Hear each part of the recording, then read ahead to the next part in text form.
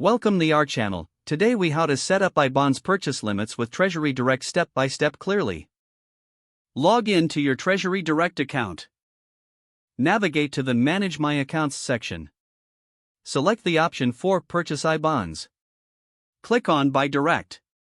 Choose the amount you wish to purchase. Review the purchase limits for iBonds. Understand that individual limits for iBonds are $10,000 per person per calendar year. If you are purchasing iBonds for a minor, confirm the child's social security number is listed. Input the amount you want to purchase while considering the annual limit. Confirm that your total does not exceed the limit across all accounts. Proceed to the review step of your purchase. Double-check all the details, including your payment method. Select your bank account for the transaction. Finalize the purchase by clicking on the Submit button. Watch for a confirmation message indicating your transaction was successful. Keep a record of your purchase for future reference.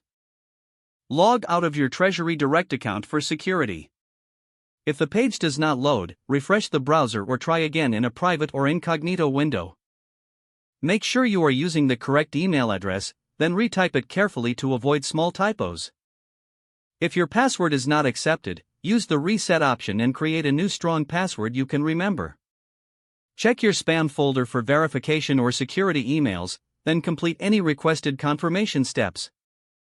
Enable two-factor authentication if available to improve account security and reduce unauthorized access risk. After signing in, review your profile details so your contact information and settings are accurate and current. If you see an error message, note it down and try again after restarting your device and internet connection. Log out when you finish, especially on shared devices, to keep your account and payment information secure.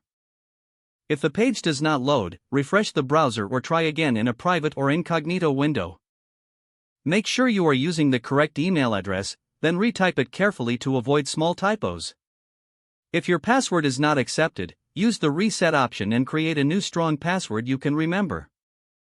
Check your spam folder for verification. Enable two-factor authentication if available to improve account security and reduce unauthorized access risk. Don't forget to like this video and subscribe to our channel for more step-by-step tech guides.